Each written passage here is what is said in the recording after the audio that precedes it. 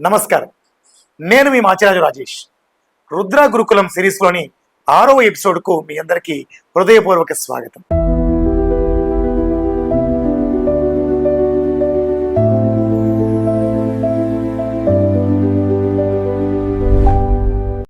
ఈరోజు మనందరం కూడా రోజు ఉపయోగిస్తున్నటువంటి కానీ దాని శక్తి పూర్తిగా అర్థం చేసుకున్నటువంటి ఒక కొత్త ప్రపంచం గురించి మాట్లాడుకోబోతున్నాం. అదే YouTube, social media, online learning సంబంధించినటువంటి ఒక అద్భుతమైన ప్రపంచం అది.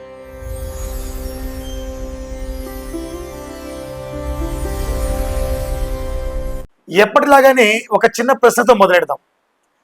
ఈరోజు ఒక మంచి నర్తకి కావడానికి ఒక పెద్ద నగరంలో ఉండాల్సిన అవసరం ఉందా, లేదా ఒక గొప్ప గురువు దగ్గర మాత్రమే నేర్చుకోవాల్సిన అవసరం ఉందా, లేక ఒక్క మొబైల్ ఫోన్, ఒక ఇంటర్నెట్ కనెక్షన్ ఉంటే సరిపోతుందా? ఈ ప్రశ్నకు సమాధానమే ఈరోజు మన ప్రయాణం. మాట్లాడుకుందాం రండి.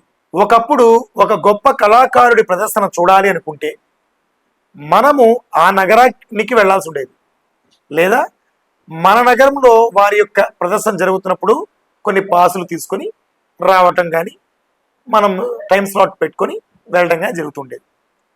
కానీ అంతేకాదు, మరొకటి ఉంది.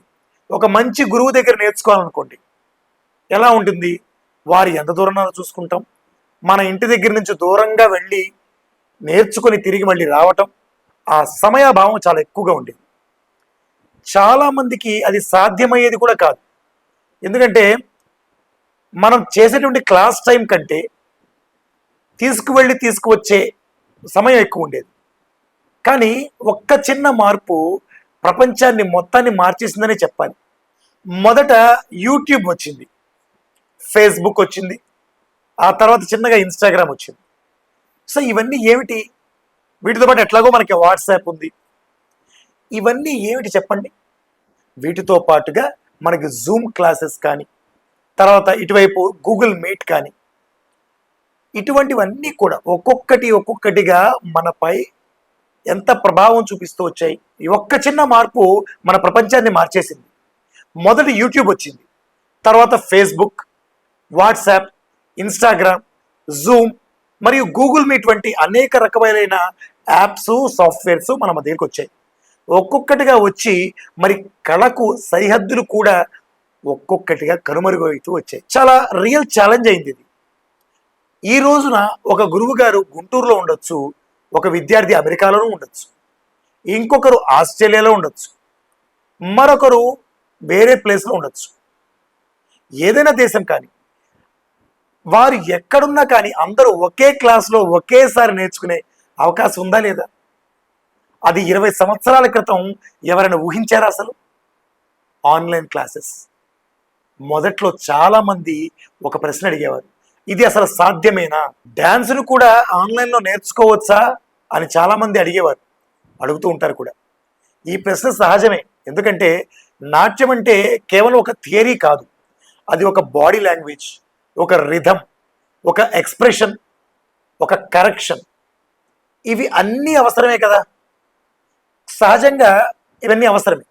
కానీ సమయం మనందరికీ కూడా ఒక విషయం నేర్పించింది.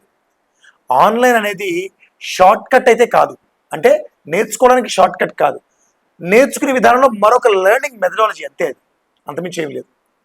ఒక చిన్న విషయం, గురువు గారు స్క్రీన్ మీద కనిపించవచ్చు, కానీ సాధన మాత్రం స్క్రీన్ మీద జరగదు కదా. అది మీ ఇంట్లోనే జరగాలి, మీ యొక్క క్రమశిక్షణలోనే జరుగుతుంది, మీ నిబద్ధతతో జరుగుతుంది. అందుకే ఆన్లైన్ క్లాసెస్లో విజయం సాధించవచ్చు. సాధించేది టెక్నాలజీ వల్ల కాదు, కన్సిస్టెన్సీ వల్ల. అంటే కంటిన్యూస్గా నువ్వు నేర్చుకున్నవన్నీ ప్రాక్టీస్ చేయడం వల్ల. ఇప్పుడు నాకు చాలా ఆనందాన్ని ఇచ్చినటువంటి కొన్ని నిజమైన అనుభవాలు, మా అనుభవాలు చెప్తాను.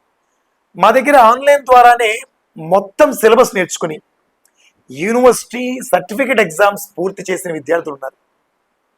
అలాగే అమెరికాలో ఉంటూ పరీక్షలు పూర్తి చేసి ఈరోజు ఇక్కడికి వచ్చి ఎగ్జామ్స్ రాసిన తర్వాత ఇతర విద్యార్థులకు టీచింగ్ చేస్తున్న వారు కూడా ఉన్నారు. ఇక మరో విద్యార్థి పూణేలో ఉంటూ ఆన్లైన్ ద్వారా నేర్చుకుని అక్కడ జరిగిన శాస్త్రీయ నృత్య పోటీలలో ప్రథమ బహుమతి సాధించింది. ఇంకా వారి వారి ప్రదేశాలలో, నగరాలలో డాన్స్ బోధిస్తూ తమ సబ్జెక్ట్ నాలెడ్జ్ని అప్డేట్ చేసుకోవడానికి ఇప్పటికీ కూడా ఆన్లైన్లో నేర్చుకుంటున్నటువంటి గురువులు ఇంకా ఉన్నారు. ఈ మార్పు టెక్నాలజీ వల్ల వచ్చింది, కానీ విజయం వారి సాధన వల్ల వచ్చిందని గుర్తుపెట్టుకోవాలి. ఇక తరువాత సోషల్ మీడియా ఒకటి. ఇప్పుడు సోషల్ మీడియా గురించి కూడా ఒక విషయం మాట్లాడుకోవచ్చు మనం. ఏంటంటే ఒక మంచి పెర్ఫార్మెన్స్, ఒక మంచి ఐడియా, ఒక మంచి టీచింగ్ మెథడ్ ప్రపంచమంతా కూడా కొన్ని గంటల్లో చేరిపోతుంది. ఇది ఒక గొప్ప అవకాశం కాదంటారా? కానీ ఇది బాధ్యత కూడా. వ్యూస్ కోసమో లేదా ట్రెండ్ కోసమో కళని మార్చకూడదు, సాంప్రదాయాన్ని వదిలేయకూడదు. టెక్నాలజీ మనకు కళను ప్రపంచానికి ఎలా పరిచయం చేయాలో చెప్తుంది. మన కళను మార్చేయకూడదు, అది గుర్తుపెట్టుకోవాలి. నాకు అనిపించేది ఒకటే, భవిష్యత్తులో విజయం సాధించేదైతే కళాకారుడు ఎవరైతే ఆఫ్లైన్ మాత్రమే తెలిసిన వారు కాదు, ఆన్లైన్ మాత్రమే తెలిసిన వారు అసలే కాదు, ఈ రెండిటిని సమన్వయం చేసుకుని సమతుల్యాన్ని పాటించేవారు మాత్రమే. అదే భవిష్యత్తు కళాకారుడుగా మారుస్తుంది. ఈరోజు నేను వీడియోలు చేస్తున్నాను, మీతో ఇట్లా మాట్లాడుతున్నానంటే నాకు క్లాసెస్ లేక కాదు, మా టీంకి క్లాసెస్ తక్కువయ్యి కాదు. మేము ఎందుకు మాట్లాడుతున్నామంటే నాకు ఎక్కువగా క్లాసెస్ రావడం గురించి కాదు, లేదా క్లాసెస్ మీద మాత్రమే ఆలోచన ఉండి కాదు. సమాజంలో కూచిపూడి నాట్యం పట్ల ఆ భావన ఇంతకు ముందు మీద ఇప్పుడు అవేర్నెస్ పెరిగింది. అది ఏ రూట్లో పెరిగింది అనేది గమనించుకోవాలి.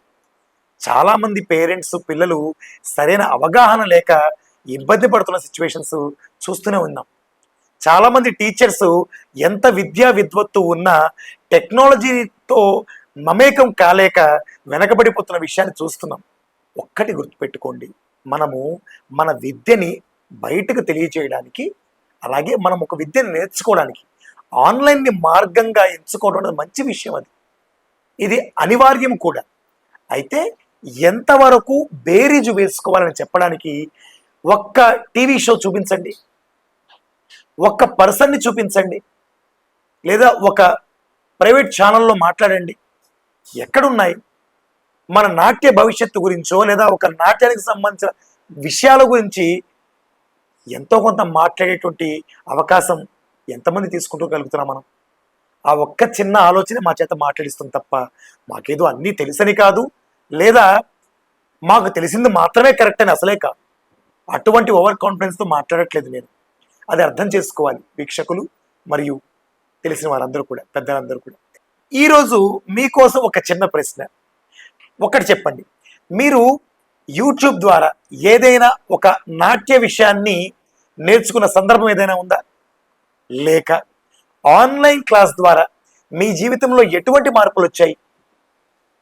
మీ అనుభవాన్ని కామెంట్ రూపంలో తప్పకుండా తెలియజేయండి.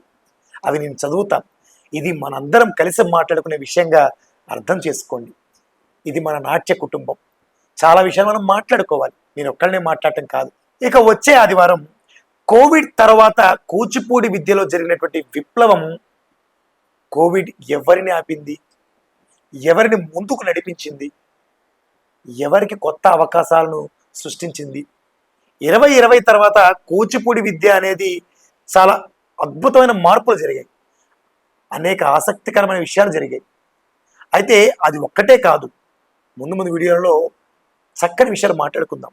ఈ వీడియో మీకు ఉపయోగపడినట్లయితే లైక్ చేసి షేర్ చేయండి, మన నాట్య కుటుంబాలతో పంచుకోండి. మిస్ అవ్వకుండా మన ప్రతిరోజు జరిగేటువంటి ప్రశ్నలు కానీ ఇవన్నీ తెలుసుకునేందుకు మన వాట్సాప్ ఛానల్లో జాయిన్ అవ్వండి. లింకును మన కామెంట్ సెక్షన్లో పిన్ చేస్తాను, అలాగే డిస్క్రిప్షన్లో కూడా ఇస్తాను. నాట్య విద్యలో ప్రతి ఒక్క కోణాన్ని ప్రతి ఒక్క వారం మనం అందరం కలిసి తెలుసుకుందాం. గుర్తుంచుకోండి, టెక్నాలజీ అవకాశాన్ని ఇస్తుంది, కానీ సాధన మాత్రమే విజయాన్ని ఇస్తుంది. ధన్యవాదాలు. నాట్య విద్యకు నవయుగం, ఇది రుద్ర గురుకులం.